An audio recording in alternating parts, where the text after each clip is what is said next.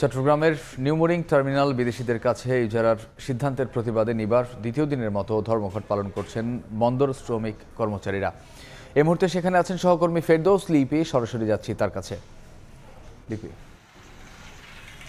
দ্বিতীয় দিনের মতো শ্রমিক কর্মচারীদের ধর্মঘট শুরু হয়েছে সকাল ৮টা থেকে। বন্দরের ভেতরের অভ্যন্তরীণ যে ধরনের অপারেশনাল কার্যক্রম তা সব ধরনের বন্ধ রয়েছে এবং আজকে দ্বিতীয় দিনে যে ধর্মঘট, সেই ধর্মঘটে কিন্তু প্রশাসনিক কিংবা দাপ্তরিক যে কাজ সেটাও বন্ধ রাখার ঘোষণা দিয়েছিলেন শ্রমিক কর্মচারী যারা আছেন তারা। এবং আপনি জানেন যে গতকাল 4 জন শ্রমিক কর্মচারীকে তাৎক্ষণিক বদলি করা হয়েছে আন্দোলনে নেতৃত্ব দেওয়ার কারণে। এবং এছাড়া আমরা দেখেছি মধ্যরাতে সিএমপির পক্ষ থেকে এই বন্দর এলাকায় সভা সমাবেশ সহ বিভিন্ন ধরনের যে মিছিল মিটিং সেগুলো নিষেধাজ্ঞা জারি করা হয়েছে। শুধুমাত্র নির্বাচনের প্রচারণার যে সভা সমাবেশ বা মিছিল সেগুলো বাদে এবং আগামী 1 মাস অর্থাৎ 2 মার্চ পর্যন্ত সেই যে নিষেধাজ্ঞা সেটা বহাল থাকবে এমন একটা গণবিজ্ঞপ্তি কিন্তু সিএমপির পক্ষ থেকে জারি করা হয়েছে। অর্থাৎ আমরা বলতে পারি যে বন্দর ইজারা ইস্যুতে চট্টগ্রাম বন্দর এখন উত্তপ্ত অবস্থায় আছে এবং সকাল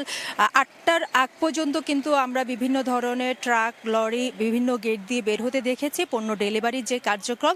কিন্তু 8টার পর এখনো পর্যন্ত আমরা কোনো ধরনের যে কাভার্ড ভ্যান কিংবা পণ্যবাহী যে লরিগুলো আছে সেগুলো কিন্তু কোনো গেট দিয়ে বের হতে কিংবা বন্দরের অভ্যন্তরে প্রবেশ করতে দেখিনি। এবং এই প্রেক্ষিতে সকাল 11টার দিকে শ্রমিক কর্মচারী ঐক্য পরিষদ যেটা স্কোপ সেটা কিন্তু কালো পতাকার মিছিল রেখেছে এবং যদিও নিষেধাজ্ঞা রয়েছে মিছিল মিটিং নিয়ে। এবং এর আগে আমরা দেখেছি যে পরশুদিন কিন্তু চট্টগ্রাম বন্দর কর্তৃপক্ষ এই যে বিশেষ করে ধর্মঘটকে কেন্দ্র করে কোনো ধরনের বিশৃঙ্খলা যেন সৃষ্টি না হয় সে কারণে কঠোর অবস্থানের কারণে তারা একটা বিজ্ঞপ্তি প্রকাশ করেছেন। এবং এর বাইরে আমরা দেখেছি যে আমদানি রফতানি কার্যক্রম যেন স্বাভাবিক থাকে, সে স্বাভাবিক রাখার জন্য তারা বলছেন যে কোনো ধরনের বিশৃঙ্খলা কিংবা আন্দোলনের সাথে সম্পৃক্ততা সেই তারা বরদাস্ত করবে না। এবং সেই প্রেক্ষিতে কিন্তু আন্দোলনের নেতৃত্বদানকারী 4 জনকে তাৎক্ষণিকভাবে গতকাল বদলি করা হয়েছে। তো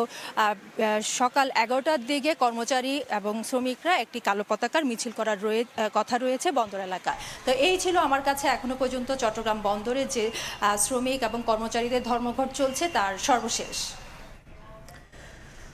আমরা তখন সরাসরি ছিলাম চট্টগ্রামে।